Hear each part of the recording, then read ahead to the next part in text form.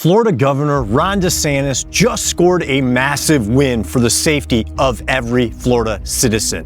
After months of legal chaos, a judge just made a decision that could change everything about how Florida handles illegal immigration. The left tried to shut it down, DeSantis fought back, and now the state's plan is not just surviving, it's full steam ahead. In this video, I'll show you why this detention center almost got shut down by politicians protecting violent criminals, why U.S. citizens are actually getting treated worse than criminals, and how over 300,000 kids crossed the border and are now missing, and nobody's talking about it.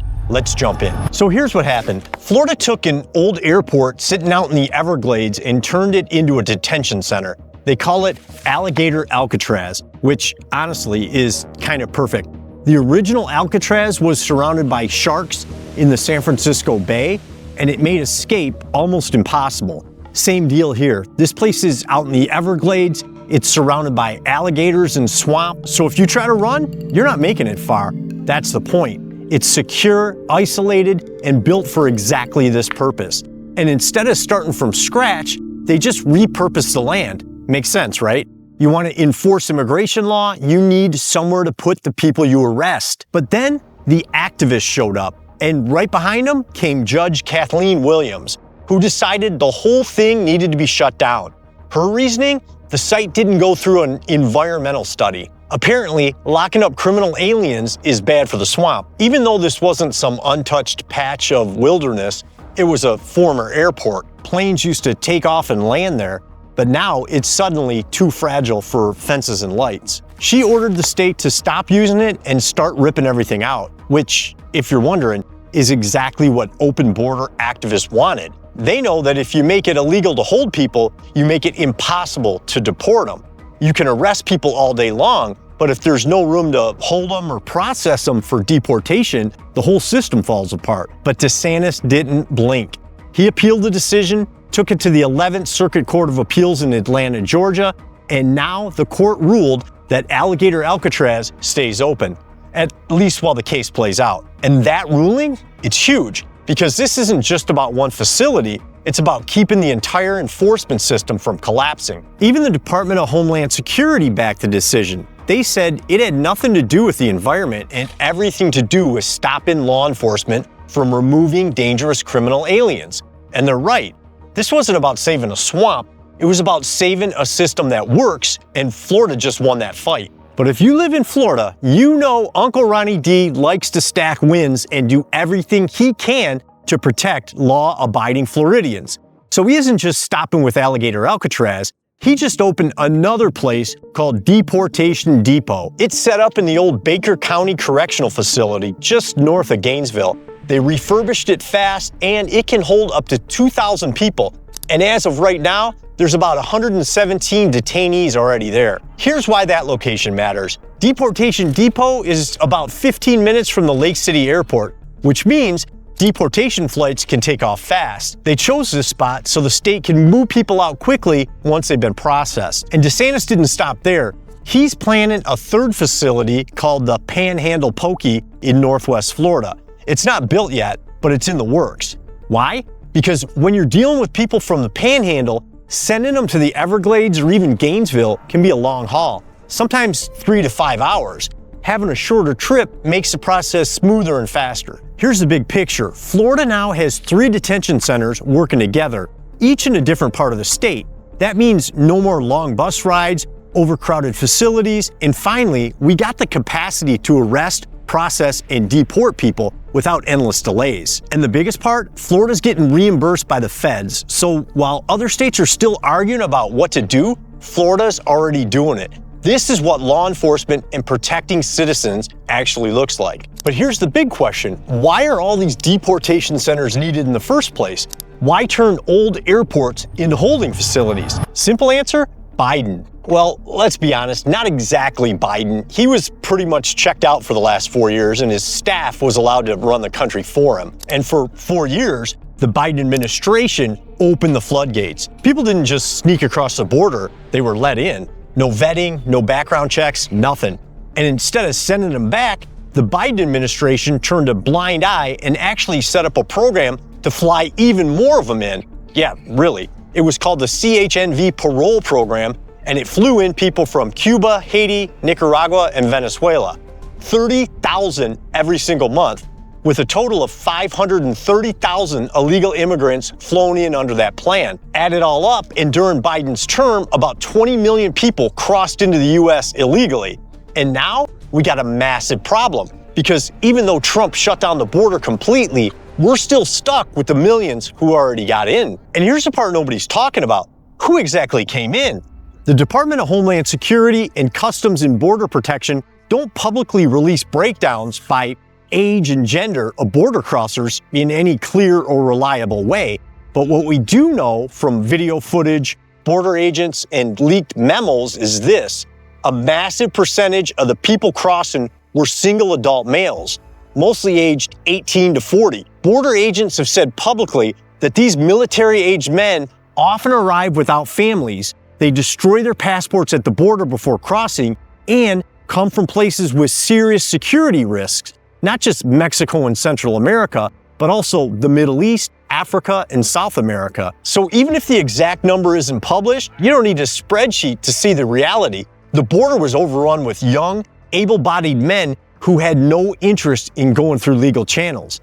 That's not a conspiracy. That's what's been playing out on camera for the last 4 years. They just showed up and the system bent over backwards to let them stay. Meanwhile, taxpayers paid the bill for housing, food, phones, translators, and in some states, even healthcare, while U.S. citizens got nothing. And that's not even the worst part of the story. Out of everything that happened during Biden's time in office, this is by far the most sickening thing. Forget the wasted money, the chaos at the border, even the crime. The biggest tragedy was what happened to the kids. When the border was wide open, human trafficking exploded. Cartels, smugglers, predators, they took full advantage. Kids were brought across the border with no ID, no guardians, and sometimes handed over to random adults with zero background checks. The government literally had no idea who was taking them. It was like handing out children to anybody that wanted one. You want to know how bad it got? During Biden's term, it's estimated that over 300,000 migrant children came into the country, and no one knows where they are. In early 2021, record number of children became crossing the border. According to HHS, between 2021 to 2024, more than 470,000 unaccompanied children crossed into the United States. Records show that many of these children were released to sponsors under very lax vetting policies. Children were released to people that said they were their parents who were not. And in many cases, the data is horrible. What the Biden administration was taking in and actually putting into our computer systems was not the right information. So now we have to draw that all back in and deeply investigate into where some of these children went. Gone. No records, no tracking, just vanished. And most of them will never be heard from again. Now, the Biden administration did set up a hotline for these kids. They were given a phone number to call when they crossed the border in case they ended up in a bad situation and needed help from the federal government. Sounds like a good idea, right? But Congress just investigated the program, and here's what they found. The Biden administration, while they were letting all of these unaccompanied minors into the country, and as we've talked about today, they weren't keeping track of them, they issued these kids a hotline that they could call if they had trouble with the sponsor family that they were put with. And you're saying that 65,000 calls to this hotline designated to protect these kids went unanswered? Is that what you're telling this committee? Yes, sir. Wow. That is unbelievable. But it gets much worse. You know how many staffers the administration assigned to answering these phones and helping these kids? One staffer? Any idea how many hours a day this staffer was working? No. Maybe that's why there were 65,000 calls that weren't answered from these little kids, huh? Unbelievable. They needed help and nobody was there to pick up the phone. Now, when Trump came into office, he said he was going to make finding these kids a top priority.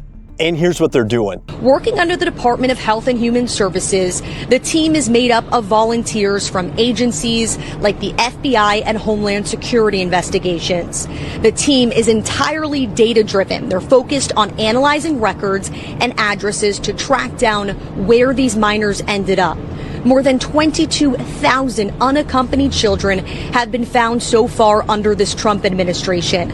27 of the minors were found dead, either murdered or by suicide, car accident, or drug overdoses. And more than 400 sponsors have been arrested.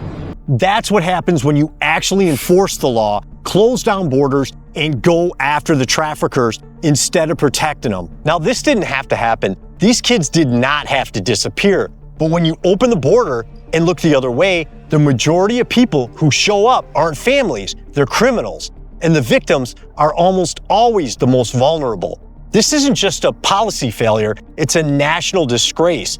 And it should have never happened. And the news should be screaming about this every single day, demanding answers and accountability. But they won't. And why are politicians treating criminal illegal migrants better than American citizens? Take what just happened to a woman in Florida named Irina Green. She was arrested for an HOA violation, things like brown grass, a dented garage door, and a dirty mailbox. She says she fixed everything, but missed a court date she didn't even know about. And she got thrown in jail for 7 days with no bond, so she had to sit there for a week like a criminal. She sat in a cell longer than most criminal illegal immigrants ever will for actual crimes. Have you heard of one politician go on the news and defend her? No. I did a video on her story, and I'll link it in the description below. That's what makes people angry. You play by the rules, you pay your taxes, and the system still slams you. Meanwhile, illegal criminal immigrants can come into the country, commit violent crimes in blue states, and walk free that same day. No cash bail, no consequences. In what world does that make sense, and how does that protect American citizens? And here's a fun fact. Did you know that New York City paid to house illegal immigrants in the Roosevelt Hotel? In total, New York City ended up using 157 different hotels to house illegal migrants. Together, they provided around 15,750 rooms for illegals. But let's stay focused on the Roosevelt Hotel because this one's pretty fascinating. Do you know who owns the Roosevelt? The government of Pakistan. And New York City signed a 3-year lease with them worth around $220 million to turn the luxury Midtown Manhattan hotel into a migrant shelter. That covered about 1,250 rooms and basic services like food, security, and staffing. And the Biden administration's FEMA office, or your tax dollars, helped cover the cost. Between late 2023 and 2024, they sent New York City $81 million in federal reimbursements, including about $19 million just for hotel stays. But once Trump got back into office, his administration reviewed where the money went and said, no way. FEMA under Trump froze $59 million right away and then clawed back another $21 million later, accusing the city of misusing the funds. In total, over $80 million was yanked, leaving the city scrambling to fill the hole. So it's true, illegal migrants stayed in a fancy hotel owned by a foreign government. U.S. taxpayers paid the bill, and Trump's team had to step in to clean up the mess. Meanwhile, homeless U.S. citizens and veterans were left on the streets to fend for themselves. Are you starting to see what's going on now? And did you know that under Biden, the government actually changed the language around illegal immigration?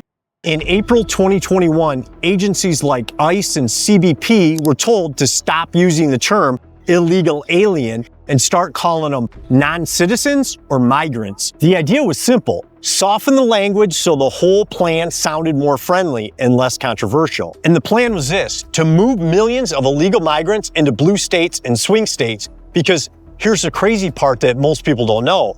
Illegals still get counted in the census. So more people means these blue states get more seats in the House of Representatives, which means more power in Washington, D.C. And it didn't stop there. Biden's team wanted to give them a path to citizenship too. And after 4 years of giving them free housing, free healthcare, even free spending money, who do you think they're going to vote for if they ever become U.S. citizens? The people giving them the free stuff. That was the whole plan. Rig the system by importing new voters and locking in future elections. And the scariest part?